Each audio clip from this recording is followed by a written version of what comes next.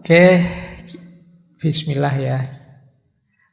Jenis kebahagiaan itu ada 3. Mari kita cek ya, apa saja itu.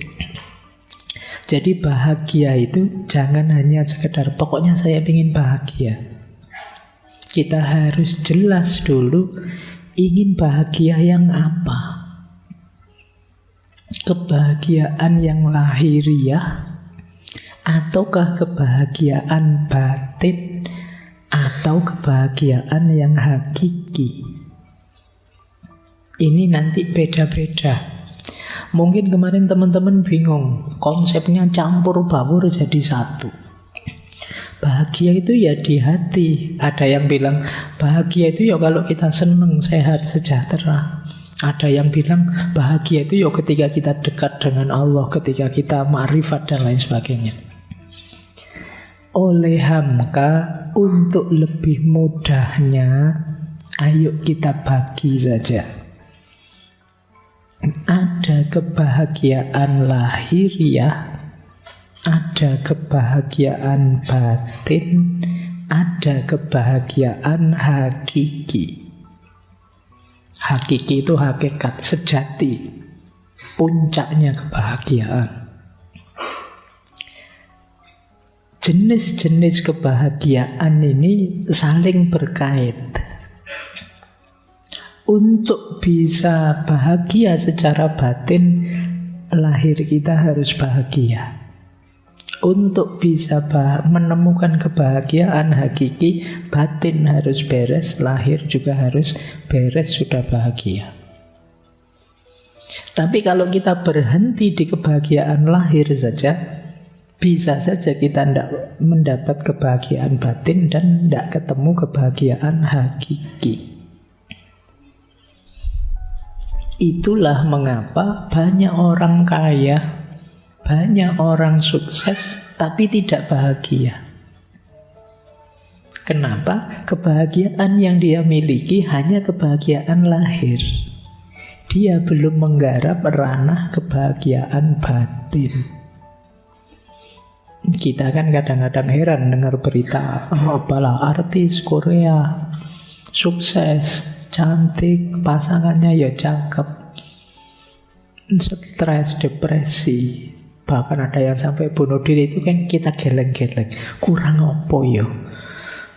Wong saya mimpi kayak gitu, saya pengen kaya, saya pengen pasangan yang hebat, saya pengen punya rumah, punya mobil. Mereka punya semua yang saya inginkan, tapi kok stres, kok tidak bahagia? Nah, karena yang kamu sebut, yang kamu kejar tadi adalah masih kebahagiaan lahir. Dan tidak jaminan kamu kalau sampai titik kebahagiaan lahir itu batinmu beres.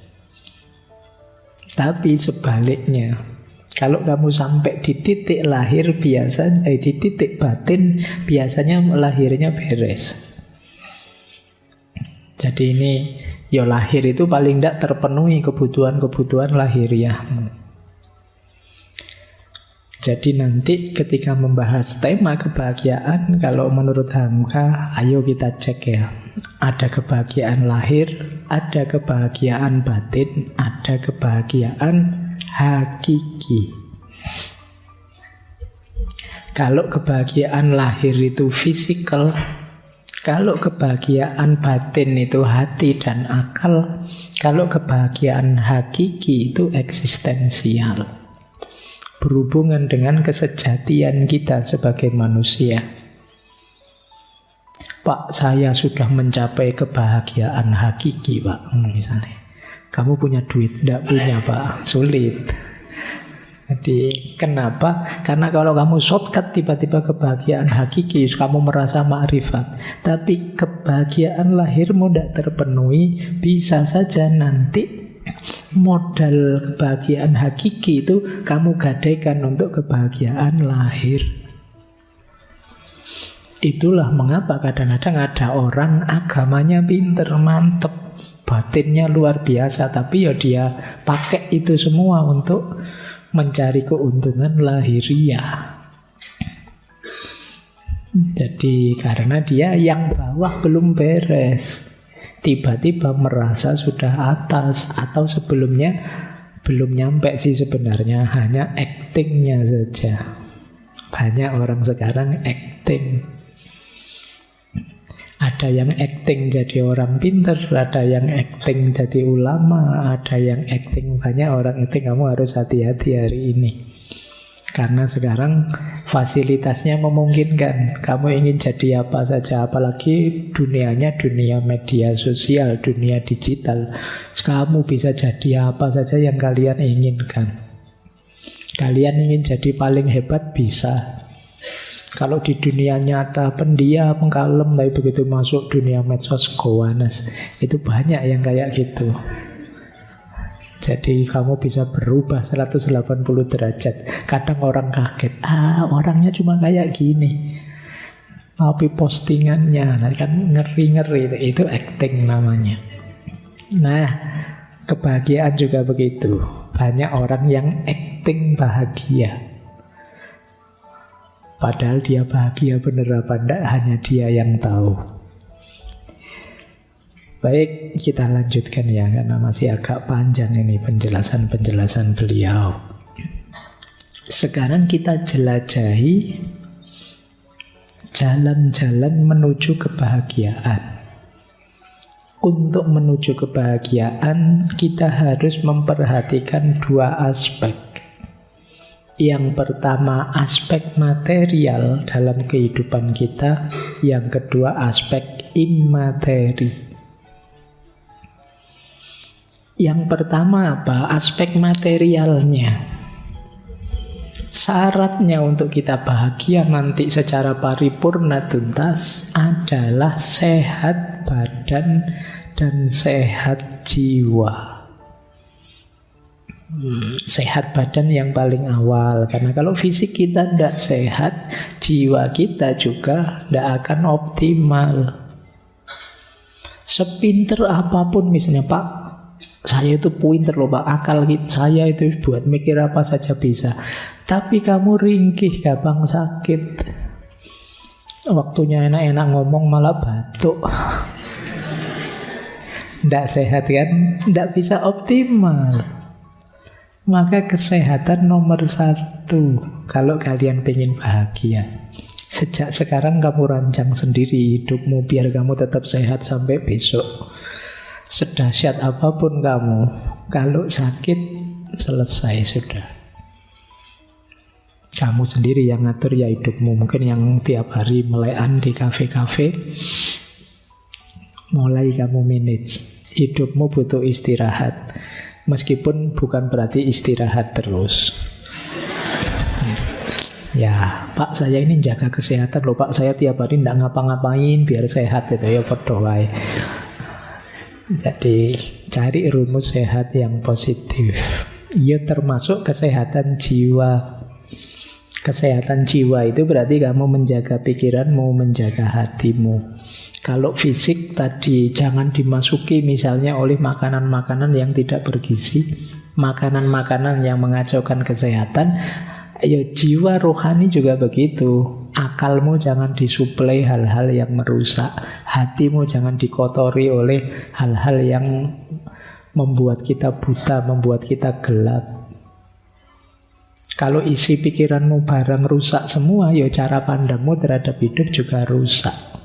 Kalau hatimu gelap, hatimu sakit, ya hidupmu akan nabrak-nabrak. Karena hati itu kan yang mengorientasikan diri kita.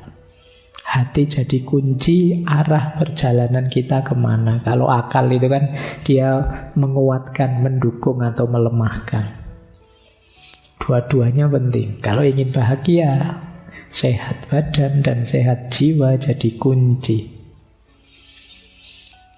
Seandainya semua hal beres, hanya kesehatan badan dan jiwa saja yang tidak beres, itu namanya tidak beres juga. Jadi jangan dikira kesehatan itu sepele. Apa sehat itu kan fisik saja. Iya, tapi tanpa itu hidupmu tidak akan bermakna. Jadi jaga kesehatan. Makanya mensana Ya, dalam tubuh yang sehat terdapat jiwa yang sehat. Maksudnya dalam pengertian seperti yang saya jelaskan tadi. Meskipun ya kalau dibalik juga bisa. Dalam jiwa yang sehat akan ada badan yang sehat. Jiwa sehat itu berarti kan berpikirnya jernih, hatinya juga terang. Kalau orang berpikirnya jernih, badannya mesti sehat. Kenapa? Dia tahu apa yang membuatku sehat dan harus aku lakukan, apa yang membuatku sakit dan harus aku jauhi. Nah, kok kamu ngaku pinter tapi tidak tahu caranya hidup sehat, ya berarti kamu kurang pinter. Jadi orang pinter itu ya tahu cara menjaga kesehatannya. Nah, jadi ini rumus pertama kalau ingin bahagia.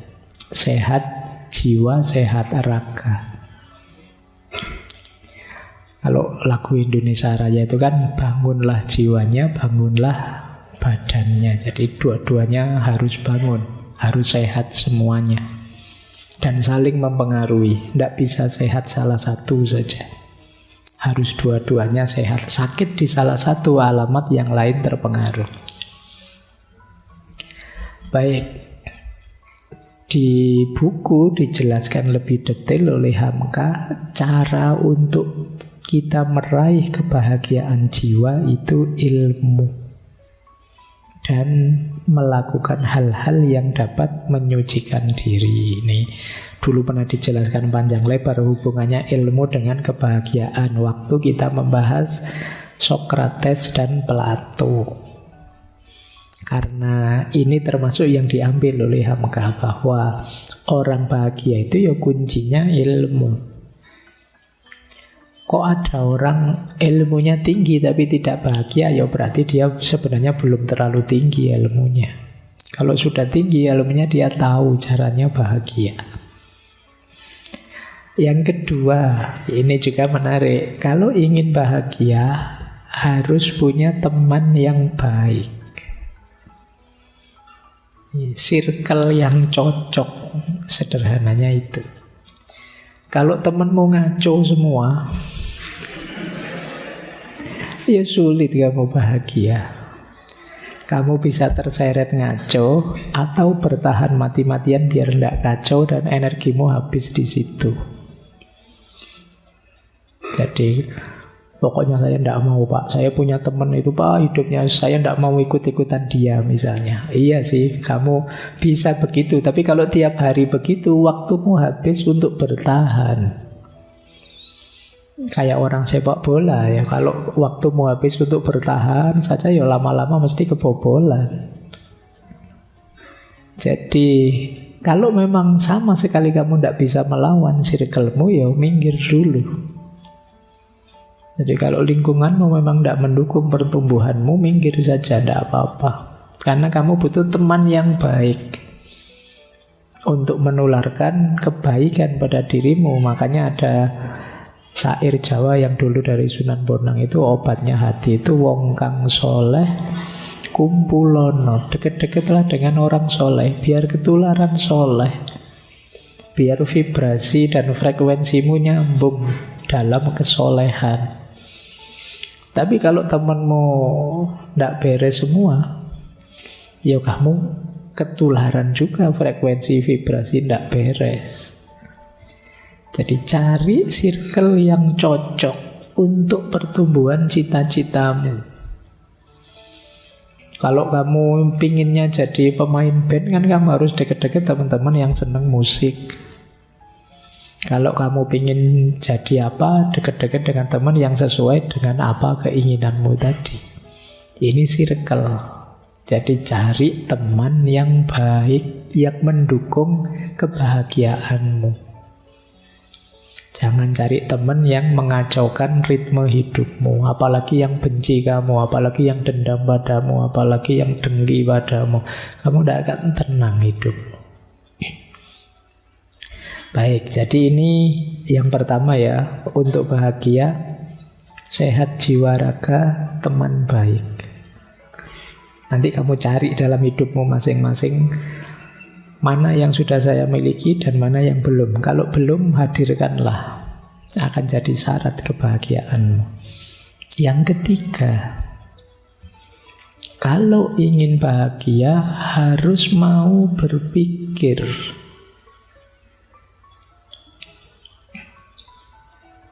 Ini kelihatannya simpel. Loh kan otomatis, Pak. Apa ada orang yang tidak mikir? Menurutmu kan begitu, tapi sebenarnya banyak.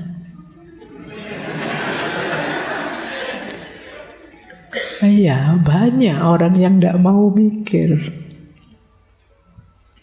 Bahkan yang muda-muda ini banyak loh. Kadang kalau saya tanya, gimana mas rencanamu ke masa depan? Alah Pak, saya mengalir saja. Loh iya kan? Itu kan alamat kamu tidak mau mikir mesti tentang hidupmu. Kamu tidak sungguh-sungguh merenungi hidupmu, menemukan titik-titik kebijaksanaan, mencari titik-titik keputusan yang penting, yang membuatmu jadi lebih baik, lebih baik. Syaratnya tetap mau berpikir.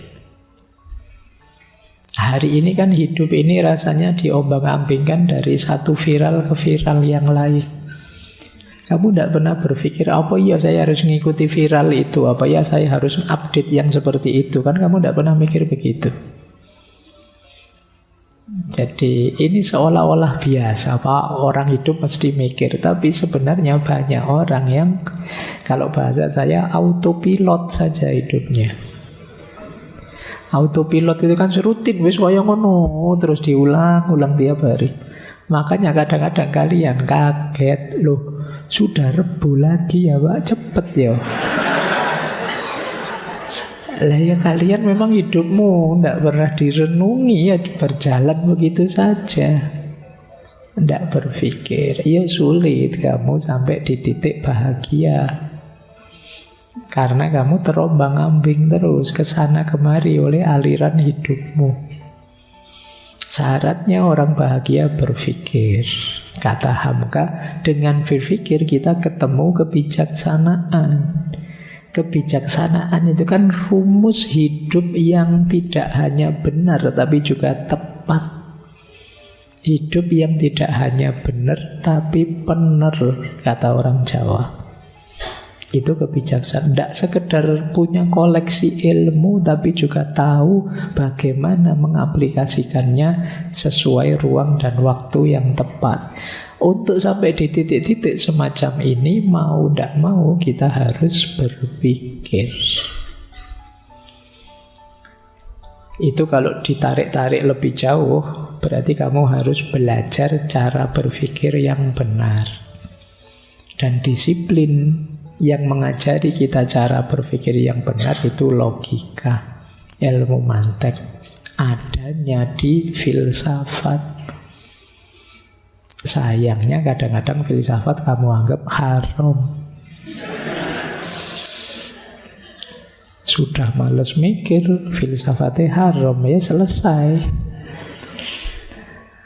Jadi kamu kehilangan modal besar yang diberikan oleh Allah padamu. Keistimewaan puncak kebanggaan manusia, yaitu natik, berpikir.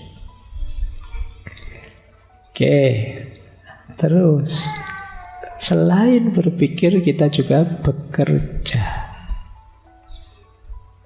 Nah ya, atau boleh berkiprah, boleh berkarya sama, yang berhubungan dengan nilai diri dan kemanfaatan diri kita. Itu akan jadi sumber kebahagiaan.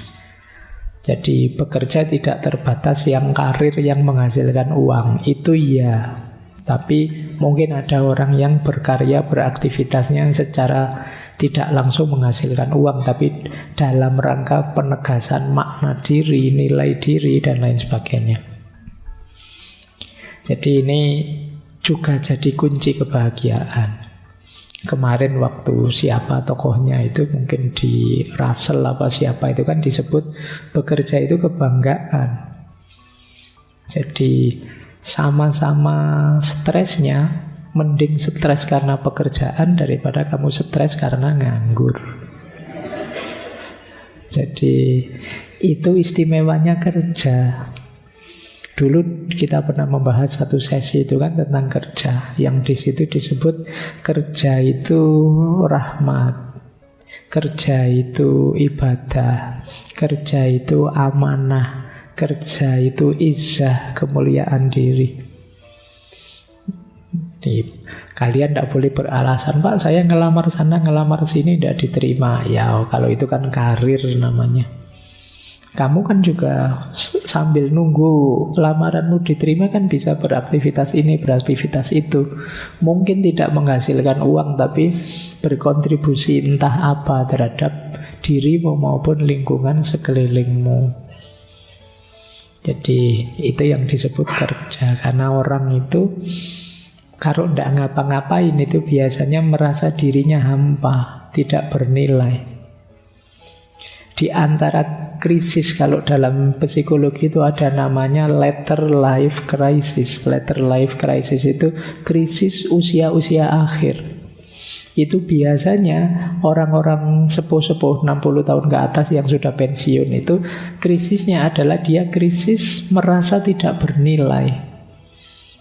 Wah saya sudah pensiun ini, wah sudah tidak menghasilkan apa-apa, saya sudah tua merepotkan orang saja. Merasa tidak bernilai.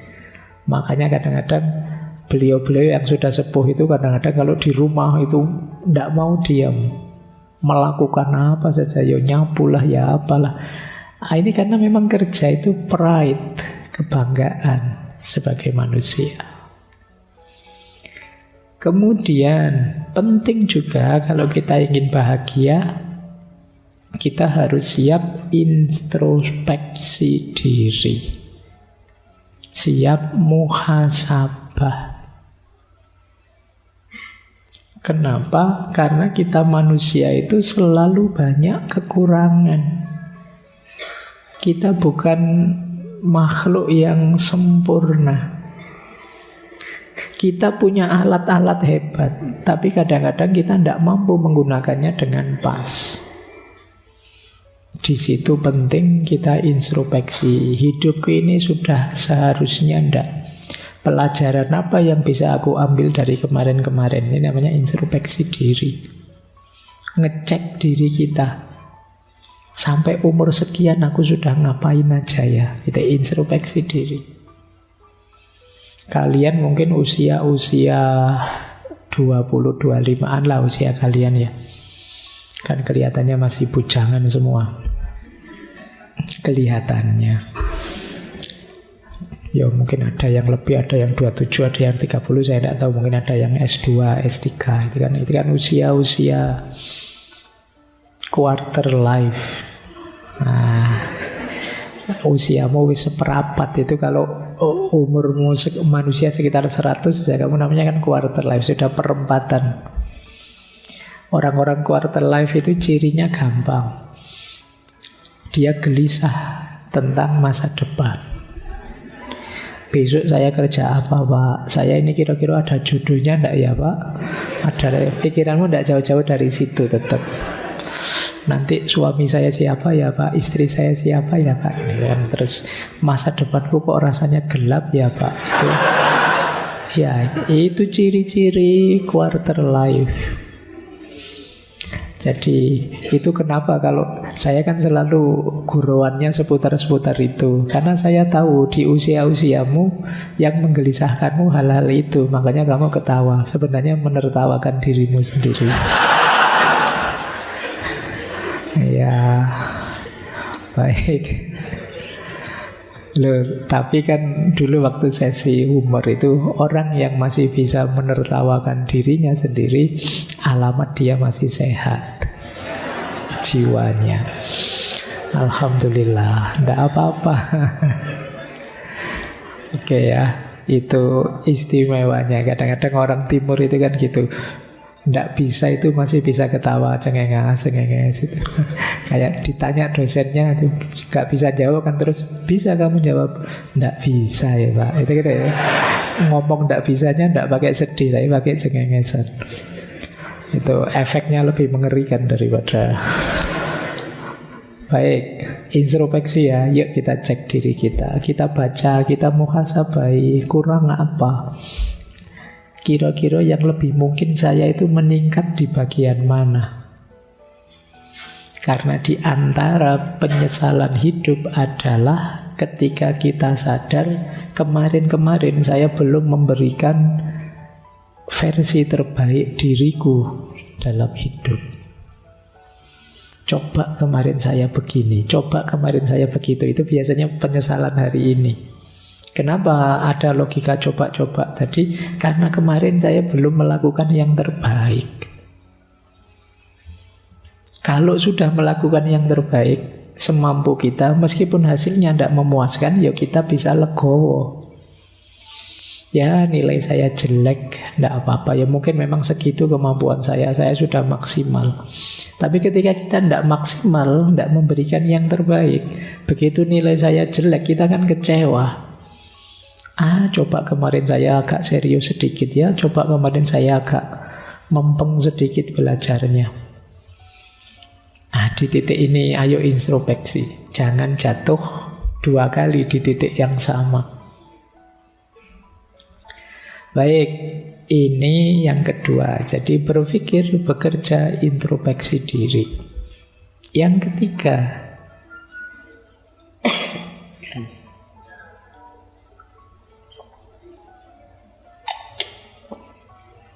dalam aspek material kebahagiaan ada 2 karakter kunci kalau kita ingin bahagia. Yang pertama kemampuan untuk qanaah, yang kedua kemampuan tawakal. Jadi tadi kan sudah ada 5, sekarang tambah 2. Qanaah dan tawakal. Qanaah itu kemampuan kita untuk mencukupkan diri dengan apa yang kita punya. Jadi qanaah bukan berarti anti dunia. Qanaah itu sikap batin kita yang punya apa saja kita merasa cukup. Jadi punyanya hanya motor 1, oh iya Pak, cukup kok Pak motor 1 itu, saya kan mobilitasnya paling kemana. Itu namanya orang qanaah. Kuliah ternyata nilai saya kebanyakan B Pak, tapi tidak apa-apa, cukup itu Pak B, yang penting lulus. Ini namanya qanaah. Ini contoh saja ya. Jadi maksudnya apa? Qanaah itu kalau menurut Hamka, orang qanaah itu orang yang mencukupkan sesuatu yang dia butuhkan. Jadi mencukupkan diri dengan hal yang diperlukan oleh dirinya. Bukan berarti tidak bekerja. Ya bekerja. Tapi hasilnya apapun dan berapapun akan saya anggap cukup untuk hidupku. Ini namanya orang qanaah. Orang qanaah itu tidak banyak menuntut dan mengeluh. Apa adanya saja kita nikmati. Ini orang qanaah. Di antara cara mudah untuk segera bahagia itu membangun jiwa yang qanaah. Kita selama ini sering salah rumus.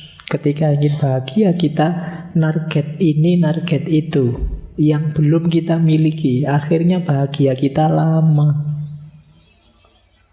Kalau ingin segera bahagia, ayo kita hidupkan qanaah saat ini. Otomatis kita akan bahagia saat ini juga. Kita akan alhamdulillah, ya Allah, alhamdulillah kebutuhan saya terpenuhi. Yang kedua, tawakal. Tawakal itu satu sikap batin yang kita hidupkan setelah ikhtiar kita jalankan. Itu tawakal. Saya sudah berusaha maksimal Pak, semampu saya. Apapun hasilnya saya pasrahkan pada Allah. Itu tawakal namanya. Saya sudah ke dokter Pak, sudah minum obat Pak, tapi masih batuk. Pasrah ke Allah. Itu namanya tawakal. Jangan belum minum obat, belum periksa, belum apa, sejak awal sudah pasrah saja pada Allah Pak. Itu bukan tawakal, itu namanya. Jadi tawakal itu kita lahirkan setelah ikhtiar maksimal dijalankan.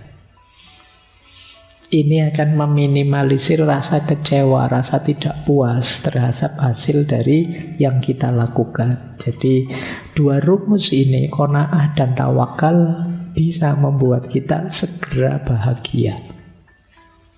Tidak harus menunggu nanti, besok, tidak harus tergantung ini, tergantung itu. Baik, meskipun qanaah dan tawakal ini lebih mudah diceramahkan daripada dijalankan. Karena tidak gampang kamu membentuk jiwa qanaah itu, apalagi yang muda-muda, cita-citanya masih panjang, keinginannya masih macam-macam. Tapi boleh pelan-pelan kamu latih sejak sekarang, karena akan jadi senjata yang kuat ketika hidupmu dalam kesulitan, keterpurukan, dan lain sejenisnya. Latihan qanaah dan tawakal. Oke, saya akhiri sekian. Kurang lebihnya mohon maaf. Wallahul muwafiq. Wallahu a'lam bissawab. Wassalamualaikum warahmatullahi wabarakatuh.